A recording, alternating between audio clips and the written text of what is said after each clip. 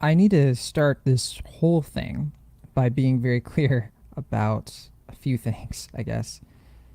Um, I'm normally not very political on any of my movie related channels or podcasts that I do. I usually save a lot of my political opinions and my commentary and all of that stuff for social media because I do believe that generally speaking, that is kind of where that commentary really belongs if you're not like a professional, if you're not somebody who spends a lot of time inundated with the bare bones of politics, if you really know what you're talking about. I think it's interesting how the last few years have, at least for me and a lot of people I know, really turned us into like wannabe political pundits. And I can't even say for better or for worse because in a lot of ways it could be for worse. In the ways that it's for better, is that a lot of us are a little bit more plugged in on what's going on in the world. And one of the sad realities about that is that we are being faced with events like these that are kind of inescapable in a way that they weren't a long time ago. To be clear, there have been a lot of problems in our country, a lot of things that definitely are despicable of a different kind in America. But this is one of those moments where a lot of us are kind of stopping and taking stock. And I'm definitely one of those people. So I know for me personally, I told everybody yesterday I was going to be getting on stream today. And for most of today, as I was following the news, I really had no intention of doing a stream. I was like, today's not the day for it. I'm not, I don't, what am I going to talk about? Like movies, you know? This channel is dedicated to me sort of like talking about pop culture, talking about things that are important to me and imparting my passion for escapism to all of you. And today's not really a day where we can easily escape, nor should we. So I decided, you know what, this is one of those extremely rare occasions where I am going to delve into current events. The day is January 6th, 2021. What a way to kick off the year. And to preface, in case you aren't aware, we are currently in the midst of truly one of the most historically sad days in American history. I don't think since the Civil War have we seen something this devastating in our country's borders. In fact, I see in the live chat someone has even said devastating. I mean, it is the word for it.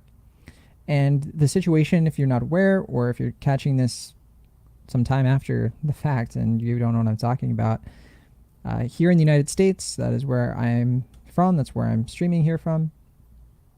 The President of the United States started today with a rally in Washington, D.C., calling for his supporters to storm. I didn't say storm, clear. He said, told them to march to Capitol Hill, basically send the congressmen their message, because today is the day that they are certifying the electoral college votes. And the president, if you're outside of the states, the president has been spending the last few months just pushing tons of conspiracy theories and debunked claims of voter fraud in an effort to maintain power. This has not worked. Vast majority of Republicans and federal judges, including those appointed by Trump, have all rejected this and it said this. There's no evidence of this. It's pretty sad. How far it's gone, but the president is still trying to cling to power. And today, a mob of his supporters became insurrectionists. They committed an act of domestic terrorism. They stormed the Capitol building. I was following this early in the day. I was kind of going through Twitter, and we were kind of dealing with the aftermath of the Georgia elections. And there were some conversations happening between like liberals and people who are on the left, and people who are having a conversation about like, okay, well, what's next for the country now that the Senate's going to be Democrats. And I'm one of those people who I have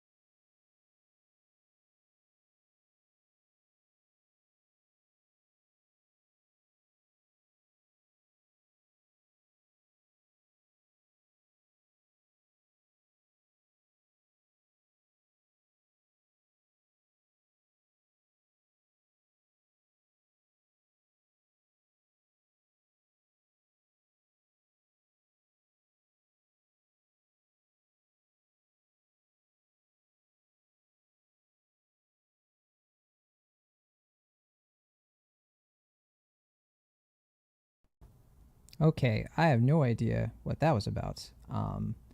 Holy cow. My entire feed just became unusable. And I had to basically switch browsers, restart my internet. It was ridiculous, but I'm back. I'm so sorry, everybody.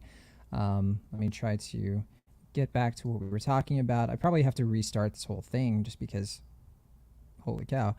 Um, so yeah, let me just get back to what I was talking about here, and we will resume the conversation. I'm probably just gonna have to start over, but what are you gonna do? Today has been full of just crazy stuff, so it's no surprise that this is where we're at. All right.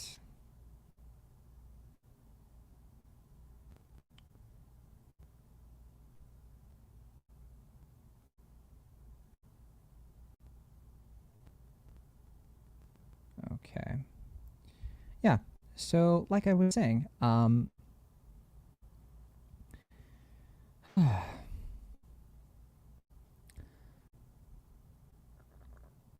don't even remember what I was talking about specifically, but I guess I was kind of going over the whole situation. So this is I guess the official moment where I need to start over. So yeah, I don't usually get political on streams. I don't get political usually on things like Cinemaholics and when I'm talking about movies, but today is one of those days where you can't really escape it.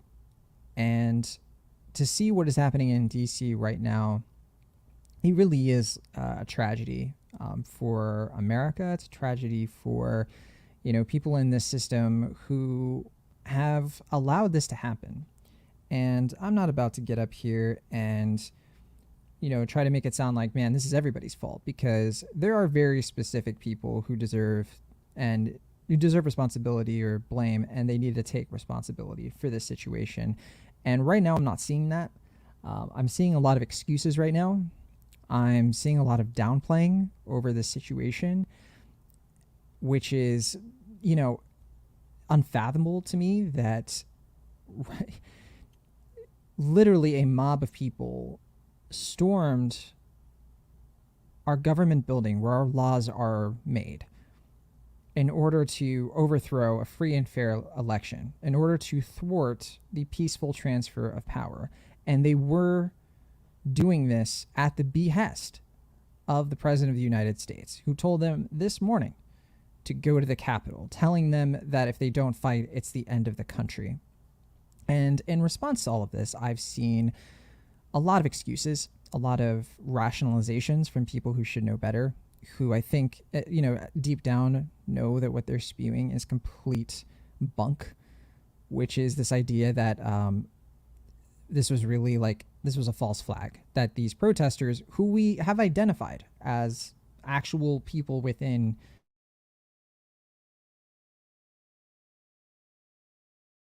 actually, if Proud Boys were involved at all in this, so I'll take that back. But those groups, the alt-right groups that were at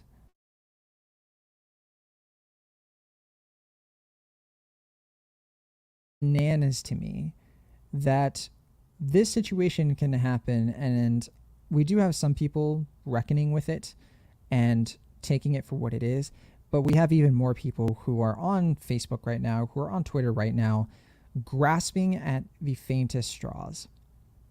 And it was hard for me to get up here and be like, well, I need to talk about movies right now. I need to, you know,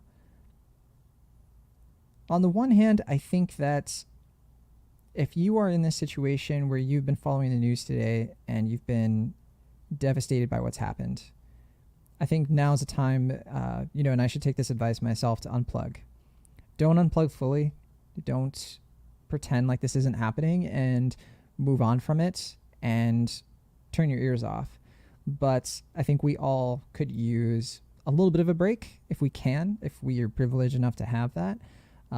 Watch a movie, play a video game, do something to take your mind off this, because what happens next is really important, and it's going to demand that all of us are at full attention and that all of us are looking at this situation with open eyes.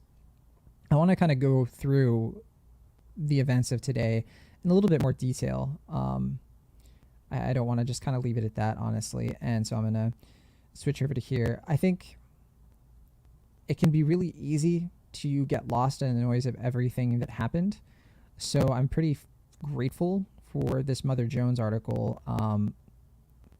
This is David Korn, and the headline is pretty inflammatory, but if we go through it, I think it's really worth unpacking the argument that is made at the top of this. Donald Trump is now a terrorist leader, and I unequivocally agree with that characterization at this point.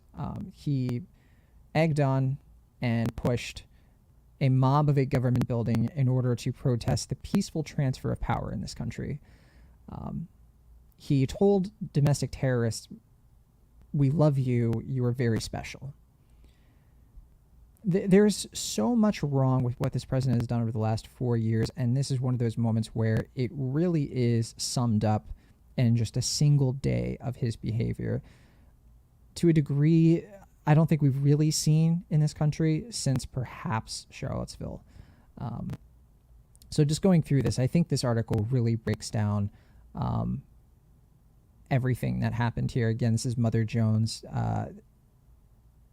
It starts, "This is what Donald Trump has unleashed upon the United States, an unprecedented act of domestic terrorism.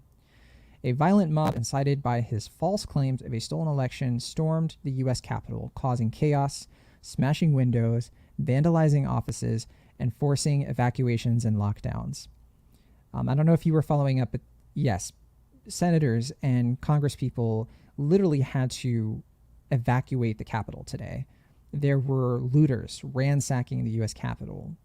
We have photos of them stealing things out of the chamber, yelling things in the chamber. There were gunshots in the Senate chamber. The article goes on, "Vice President Mike Pence, who was presiding over the counting of electoral votes, had to be rushed out of the Senate chamber by Secret Service agents." I don't think this article gets to it, but Mike Pence also was the one who had to deploy the D.C. National Guard hours after the Virginia National Guard had to be called. And apparently Donald Trump did not call the National Guard himself for reasons that I think are probably obvious to some of us. The Senate floor was cleared, and one pro-Trump terrorist claimed the podium and shouted, "Trump won that election." Reports emerged of explosions, tear gas, and gunshots. One person was shot and reported killed. That person, I believe, was one of the Trump supporters, part of this mob. An explosive device was apparently found. I believe this was found outside the RNC. Senators and House members were told to shelter in place. Capitol Police engaged in an armed standoff with Trump's brown shirts. It was outright rebellion, an attempt at an actual political coup. An outraged Senator Mitt Romney exclaimed to a reporter, "This is what the president has caused today, this insurrection." In case you are not aware, Mitt Romney is the Republican presidential candidate for 2012. One of the few Republicans who has opposed Trump at least somewhat over the last 4 years, and he was one of, I think the only Republican senator, maybe one of two, who voted to impeach Donald Trump. So just putting that out there. Trump owned this terrorism. He has whipped up his cultish followers with lies and conspiracy theories. At a rally on Wednesday morning, this is the rally I was talking about earlier, Trump told his supporters that the 2020 election was a grave crime.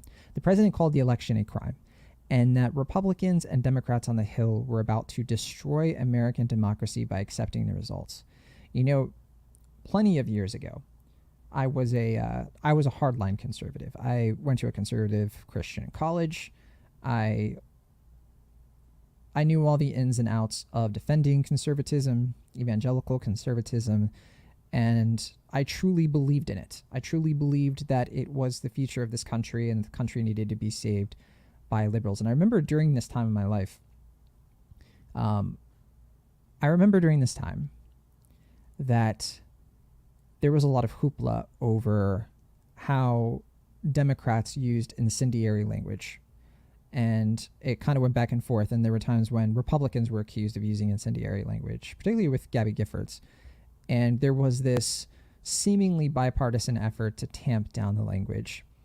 And one of the most telling moments of my life when it comes to American politics has been over the last 4 years, seeing at least one side of the political aisle have complete amnesia to how these things can happen and how irresponsibility from our elected officials and their rhetoric can steadily create situations like this.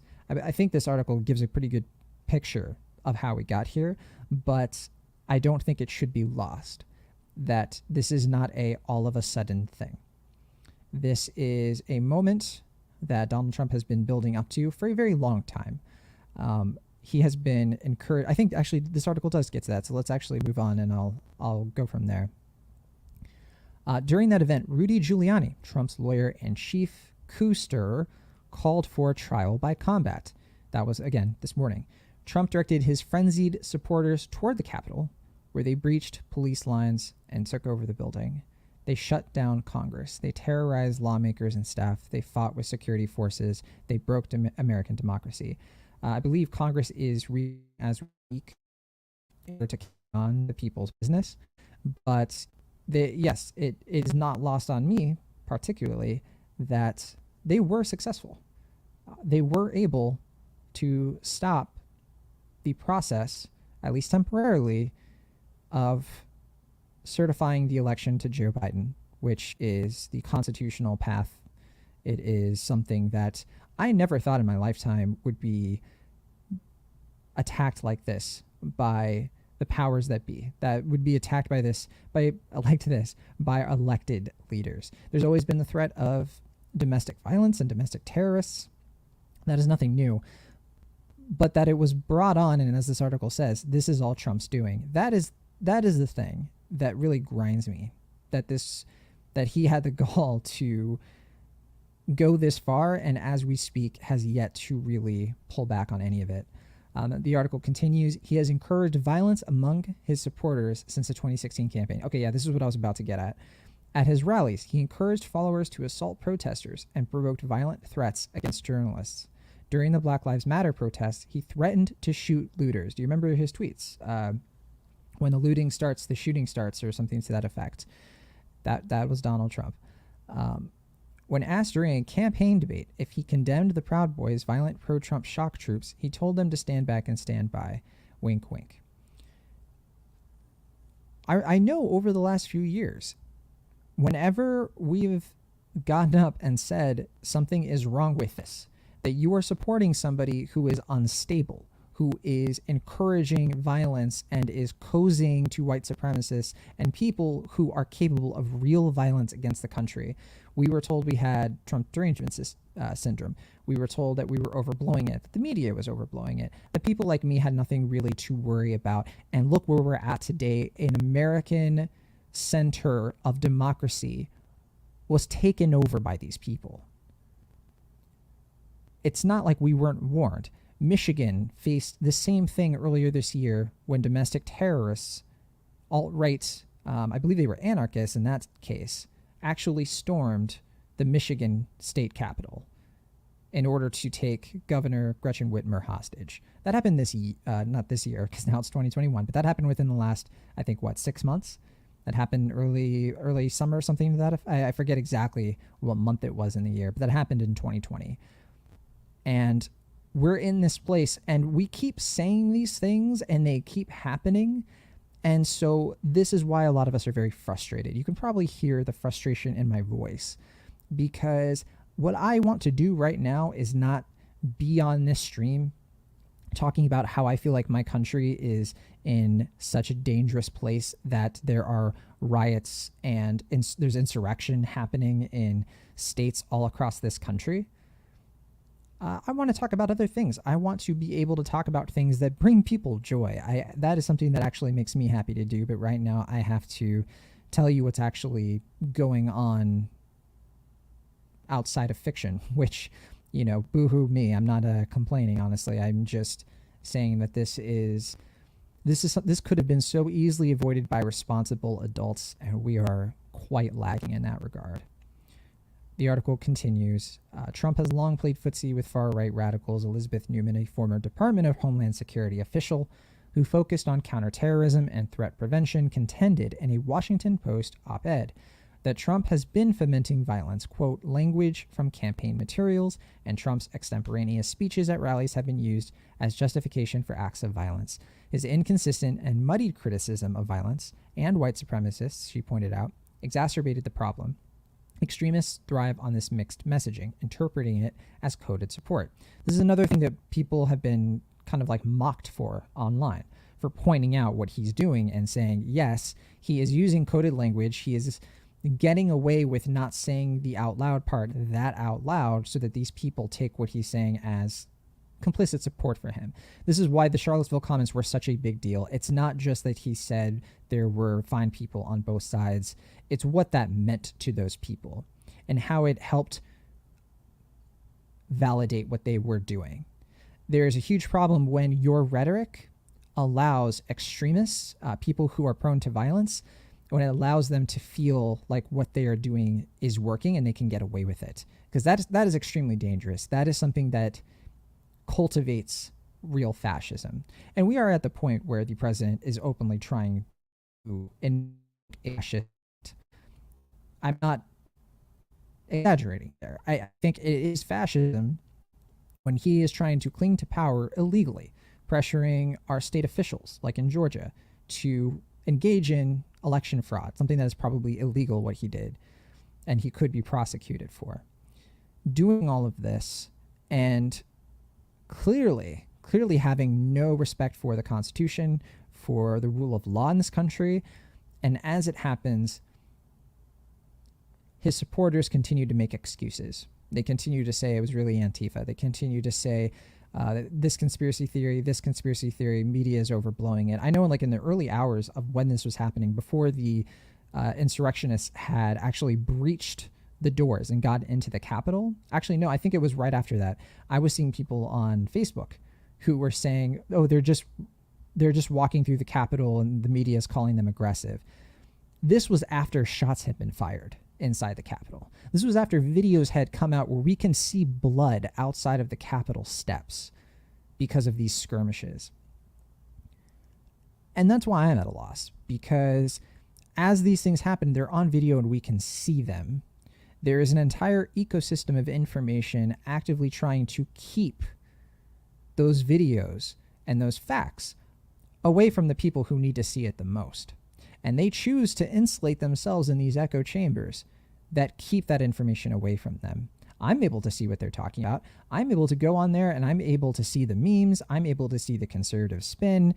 And I'm plenty aware of what they're telling each other right now. They have no idea what we are seeing in our own distorted, I shouldn't say distorted reality, but our own version of it, because there are a lot of different internets. There are a lot of ways we can criticize the media, the mainstream media, for having their own narratives and pushing them in certain ways that are disadvantageous to the American people. Nobody is above criticism.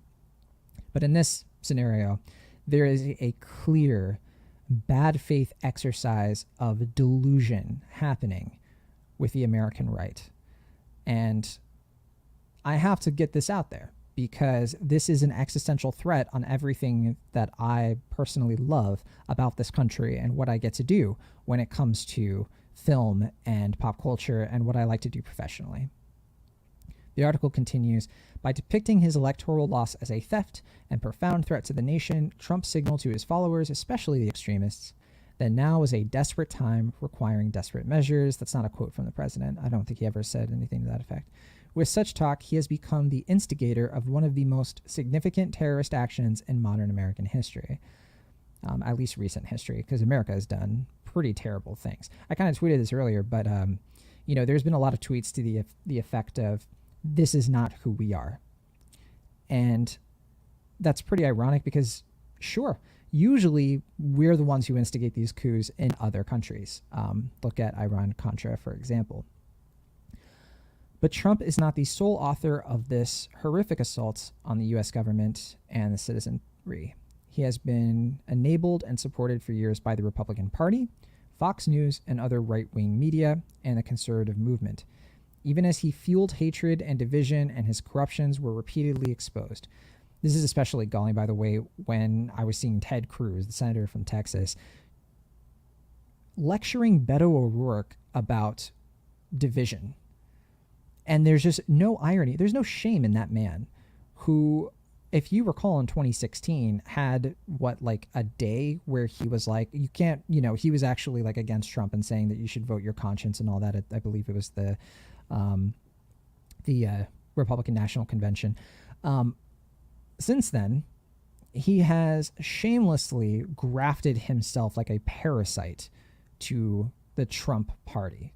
This movement that is nothing but hatred, nothing but division, and he clearly sees.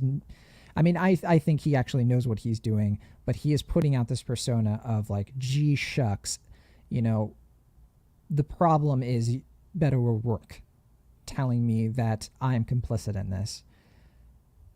I mean, it's galling to me.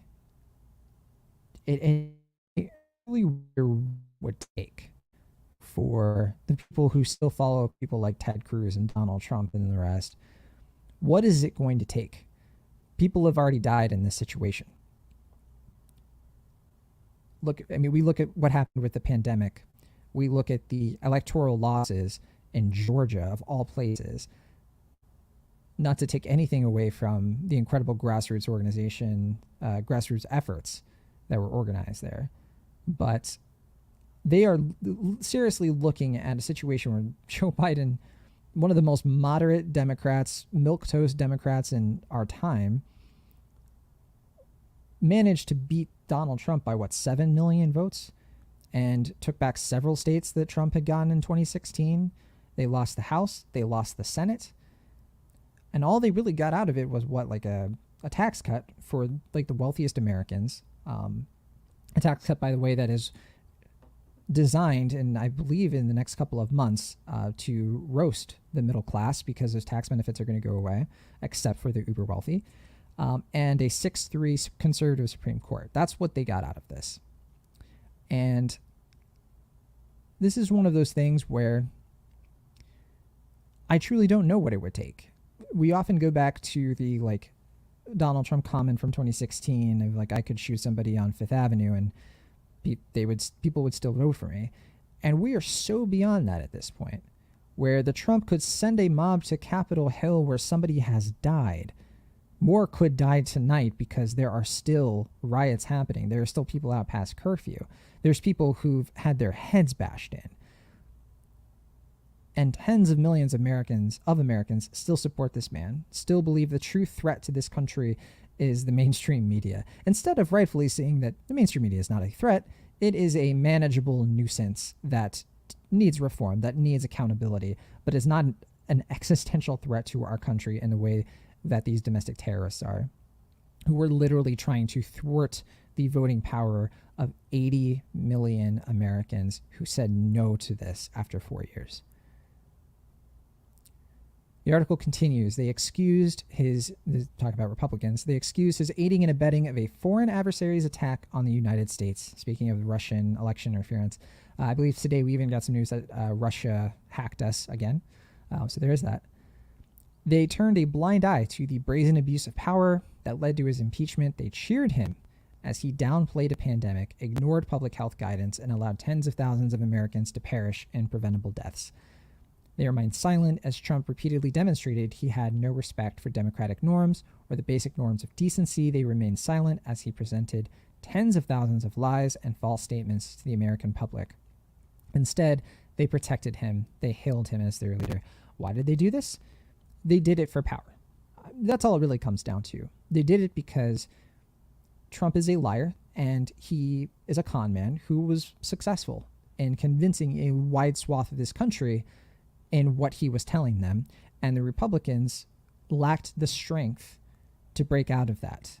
They saw Trump primary candidates and Twitter attack Republicans who went against him. And instead of looking at that situation where they see an obvious like authoritarian in the making, shoring his power based on a lot of lying and a lot of like completely egregious behavior that they once, of course, opposed in 2016 when they believed he wasn't going to win against Hillary Clinton. Instead, they took the easy way. They took the shortcut of like, well, I'm going to make his base happy. And so now I don't want to hear it. I don't want to hear that this is not their fault, that they don't share responsibility in any of this, because they had the power to end this multiple times, to impeach him when he lost the election, to forcefully stand against him. And they didn't, because they made a political calculation that bet against retaining political power and electoral power if they go along with this stuff, where they go along with this like rhetoric that has led to this situation.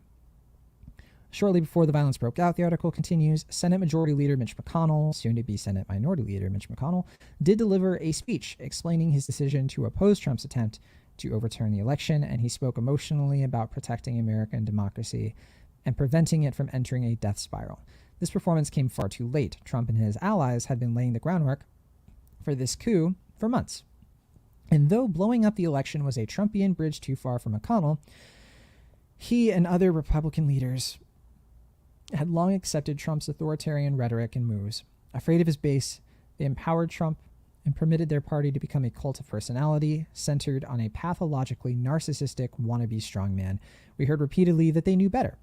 A few wrung their hands once in a while in response to Trump's excesses, but they went along as he led a political movement driven by fear, paranoia, resentment, grievance, and falsehoods. They were chicken shit. And that's essentially what I have been saying as well. They didn't have the strength. They were not strong enough. They were smart enough. They could have, I'm sure they saw this coming. I'm sure that they saw this as a possibility. But when it came down to it, they bet on Trump. They bet that this would not bite them as badly as it would bite them if they didn't get to be senators anymore. It's fair to say that elected politicians in general are extremely selfish people. I think it does require a lot of self-absorbment to be a politician in this country. That can be okay. I mean, there are some politicians that, of course, they're self-absorbed, but at least they can reroute it, onto something good for people. The outcome is what's important, But in this situation, this is pure self-interest happening right in front of us. And this next part is really, I think, a key thing, because you're going to hear a lot of people. I've already seen it. It's like, I definitely don't agree with what's going on, but this isn't as bad as what happened with BLM, Black Lives Matter, which to me is, I don't know what to say to you if you look at these two things as not only equivalent, but you actually say what happened with BLM or what has happened with BLM is somehow worse than the president unleashing a mob on Capitol Hill to thwart the peaceful transfer of power through violence. Right? With Black Lives Matter, you had looters and rioters who burned a few buildings down, and it was condemned in bipartisan fashion in a nuanced way, because not all the protests were like that. There were peaceful protests, and people worked hard to say, the cause is right, but the violence is wrong. And for people to look at that and say, well, the president unleashing a mob on Capitol Hill, where one person has died and they threatened the lives of senators and congresspeople if they didn't thwart a free and fair election. BLM was worse than that. I don't know what to say to you. That is looking at two situations, and you, I think, are being either intentionally delusional, or you have so soaked in a narrative without actually grappling with the reality of what has been happening over the last year. If you have a problem with BLM as an organization, as a whatever, that is certainly one thing. Criticism of BLM is not mutually exclusive, particularly with Antifa, which, yes, there are things that they have done that are condemnable, but the difference is they've been condemned. Whereas in this situation, President Trump, in the face of these domestic terrorists, said, "We love you." This article is going to get to it, so I should move on before I get riled up even further. At the same time, Trump and his fans demonized Black Lives Matter and screamed about Antifa. Law and order, they shouted or tweeted. But it is the Trumpers' assault on Congress that is the most violent political act in decades. And the perps are white people who have been riled up by Trump and by his handmaids. And if you see that as some kind of like white people, they were literally hanging white power signs and flags on the Capitol building. You can see the photos. There's like white power Nazi stuff that was being brandished, the Confederate flag. I mean, this was a white identity thing. There's just no doubt about that. If you feel offended by that, I don't care. That is the situation. And I even saw in the live chat, someone mentioned something to the effect of like what happened with Charlottesville. There's very similar here, right? And by no means are they representative of all Trump supporters. But I think the point is that these people came out of the woodwork because the Trump supporters who do know better, who do believe that this is going too far, let them walk right through. Like the police who opened the gates and let a lot of these protesters who became insurrectionists and seditionists into the Capitol building unfettered. That is what the rest of the Trump supporters have basically done by enabling this president who they knew was doing this sort of thing. And if you claim ignorance on that front, that is a different situation. I think that the solution to that is that you solve your ignorance, and that is your responsibility. The article goes on. Before the proceedings were interrupted by Trump's terrorists, Senator Ted Cruz, a leader of the GOPers challenging the electoral count, claimed this count had to be suspended because, quote, nearly half of Americans have, quote, deep concerns about the election's legitimacy. That was a lie. It is not nearly half. This is true. If you look at the polling, not nearly half. And also, never mind. This article is going to say it, so I don't need to. But more important, those people who have such concerns do so, this is what I was going to say, because Trump, echoed by Cruz and other Republicans, has hurled lie after lie about the election results. You can't just lie and enable a ton of lies and then use those lies being believed as justification for getting your way. There's no logic to that.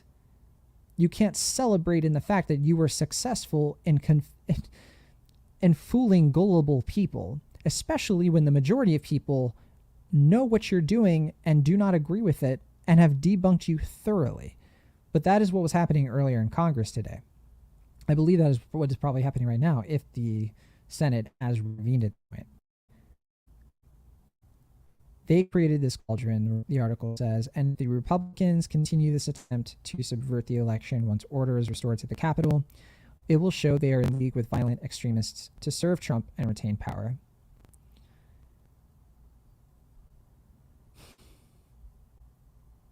I've been thinking a lot about what are the consequences to this, what needs to happen. In my opinion, fascism and these power grabs to that effect, they need to be dealt with swiftly. The fact that these people who ransacked the Capitol building were allowed to go home, many of them were able to just leave, is an absolute embarrassment. It's the sort of thing that led to Nazi Germany. If we think that we can shame people into not being fascists, if we can sort of just heal and turn the page, then we are not students of history. When these things happen and there aren't consequences, you send the message that people can get away with it and that next time they could actually be successful. That is why you're seeing possibly a lot of people calling for the president to be removed immediately through impeachment or the 25th Amendment. It's not because we think that we can't, it's not that we think that he's not going to be removed in 14 days by Joe Biden being inaugurated. We know that's going to happen. But there needs to be some response to this by our entire government to say this is not okay and what the president did was wrong, so here are the consequences. And if that doesn't happen, we are setting a precedent that could really not be a year now. At some point, future generations of this country are going to reap the consequences. And for once, America actually needs to be a little bit more forthcoming about the survival of our democracy, about the livelihoods of our people. Because if we aren't, especially the people who have been elected to do so, then why have they been elected? After the election, the article says when Trump would not concede, Republican officials following suit would not recognize the results. Humor Trump, they said. What harm could come from giving him time to get used to being a loser? Here is the result: terrorism, the U.S. Capitol under siege, Trump's troops on the rampage. I do remember, and I was seeing a lot of tweets of this going around, some old tweets being dug up from people like Charlie Kirk, people from Tommy Lauren, who were saying, oh, Biden's not going to lose, but if he does, you're not going to see rioters, you're not going to see looters. That's something only the left does. This is what happens when you get so caught up in your own treating politics like it's a sports game. and believing that your side is 100% right all the time, and believing that we actually do have some kind of like black and white political thing. You either think the Democrats are great and the Republicans are evil, or the Republicans are evil, or the Republicans are great and Democrats are evil. When in reality, there is a spectrum of awful, and it just happens that Democrats, in my opinion, are slightly less, not slightly, quite a bit less awful than Republicans, but still pretty awful, in my opinion. And instead of seeing the responsibility of like, hey, I am somebody with a huge platform, these folks, I'm someone with a huge platform, and I should probably have the humility to recognize that there are people in the conservative movement who are prone to violence. There has been a lot of evidence to that effect. But these people are what you would call grifters. They are in this to make money and to say things that aren't true, but to say things that will generate clout. You could say I'm trying to do that right now, right? Except I feel like the amount of subscribers I'm going to lose because of this video, it's not going to be small. I mean, maybe I don't know exactly what will happen, but my prediction is I'm going to lose a lot of subscribers, and hopefully not a lot. But if there's no tangible benefit I get from this except a catharsis of me sharing what I actually believe in the interest of people who follow me, because I do want to use my platform to get this information across to people who might not otherwise receive it from somebody that is trying to talk to them in good faith. I do want to say, especially at this junction, that you should look up what I'm telling you. You should never take anything I'm saying at face value. I can be wrong. I can have incorrect assumptions, and I'm always welcoming people to challenge me on them. But I have spent quite a significant amount of time thinking deeply about this stuff, to the point where I do feel like I have a responsibility to share my views, and that's kind of where I stand on that.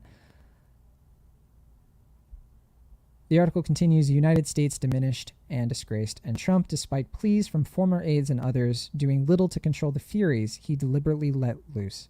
He issued one weak tweet asking for calm. He then posted a video in which he asked the rioters to leave the Capitol, but reaffirmed the bogus grievance motivating them.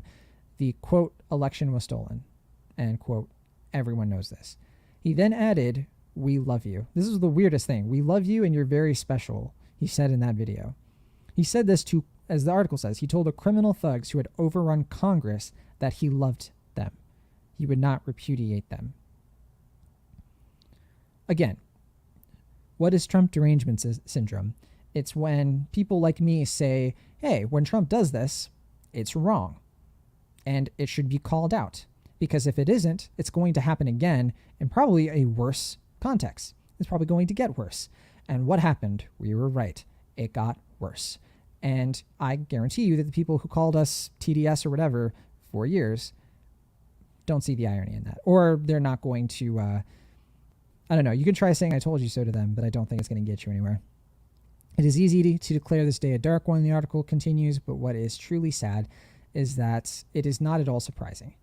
Trump has always looked to harness hate. He has always relished recklessness. He has always demonstrated that his only devotion is to his own interests. He has always revealed that he holds no allegiance to democratic values. Yet despite all of that, he was fully embraced by the entire GOP. I'll repeat that. He was fully embraced by the entire GOP and the conservative world. At no point did any of them really break from him, with very few exceptions. At the rally preceding the attack on the Capitol, Donald Trump Jr. proclaimed, "It's Donald Trump's Republican Party." And he was right. This was more than a deal with the devil. It was an abject surrender to a man of malice, to a bully, to a would-be tyrant, to a president who has become a force of terrorism. Again, this was written by, I believe, Dan Corn, get his name correct? David Corn. I was completely wrong. For Mother Jones. He's a Washington, D.C. bureau chief, according to this bio. So that is the situation. That is kind of an overview of how I'm feeling right now.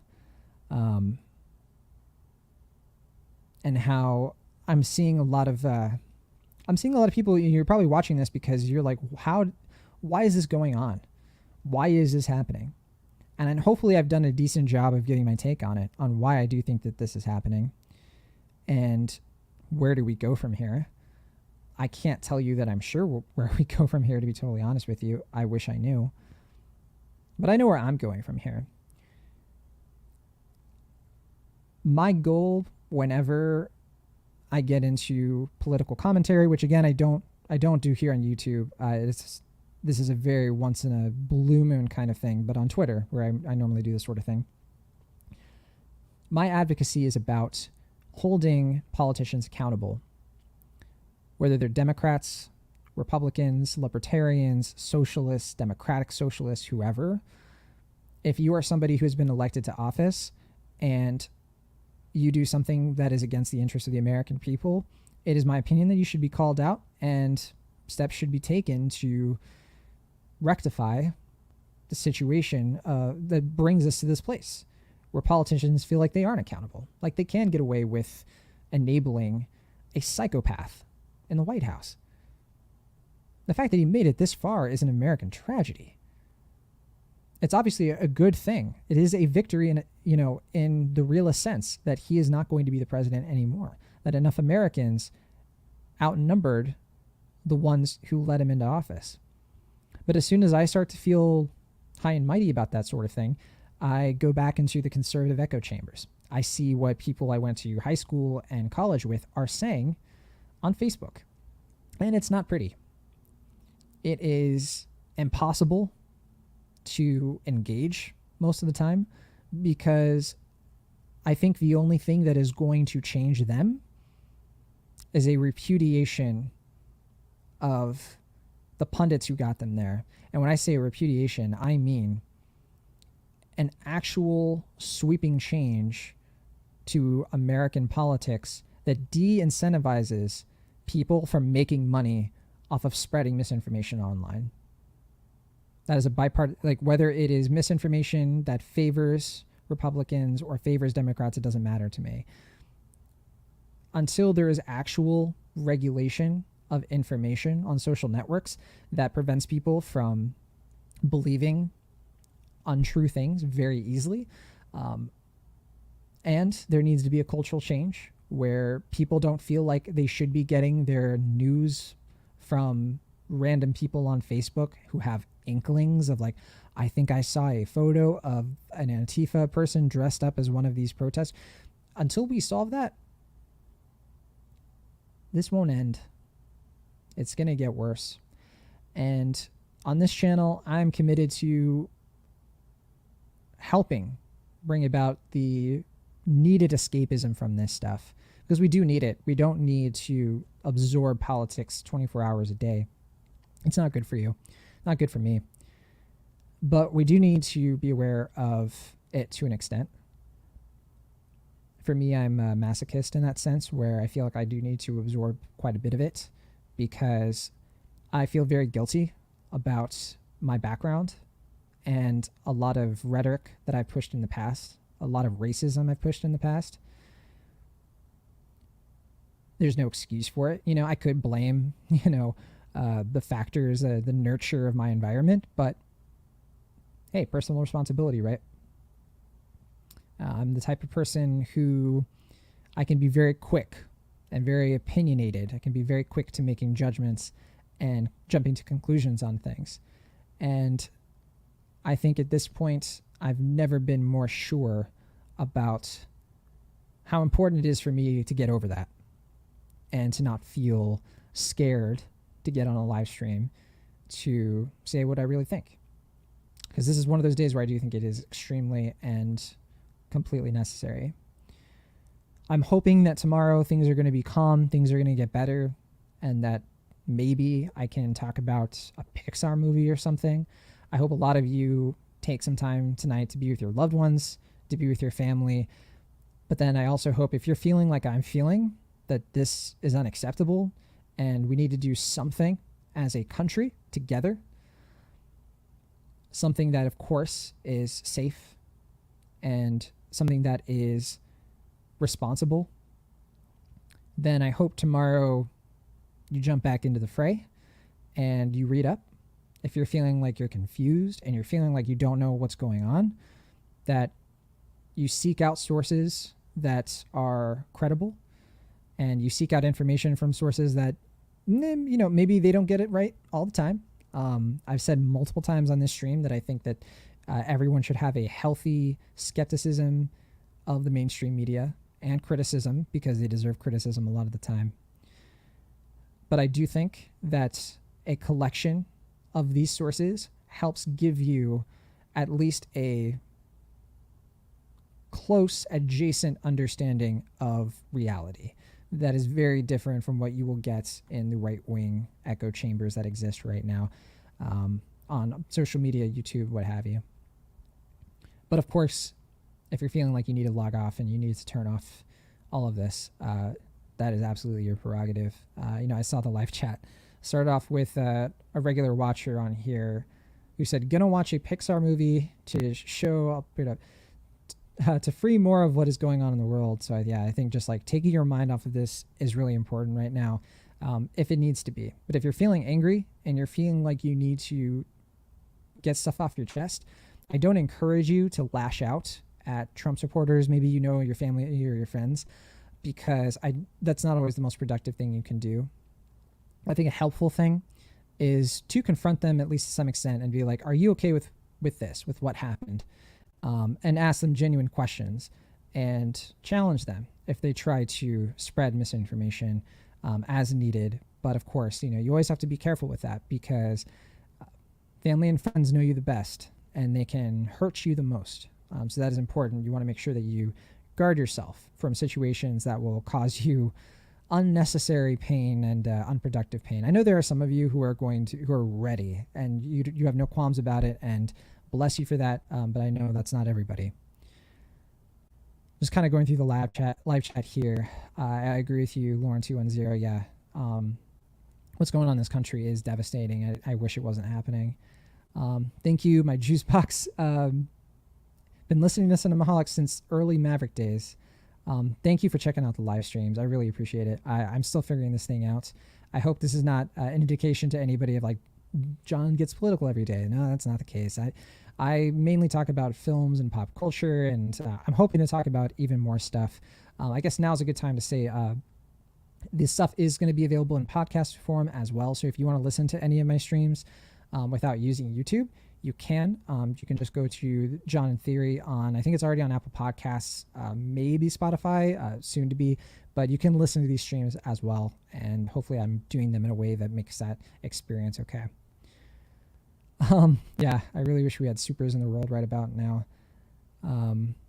He is public enemy number one. I mean, I don't know what else to call it.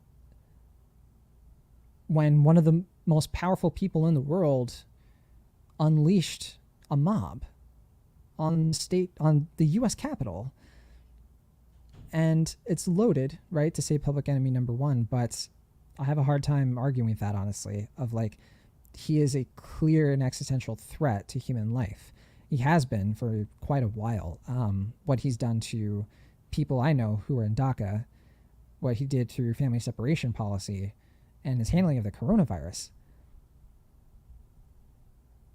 It's clear to me in every sense that there is a lot of blood in this man's hands, and yet he retains a huge, huge block of support from a lot of people in this country, and we have to be upfront about that. We have to reckon with that.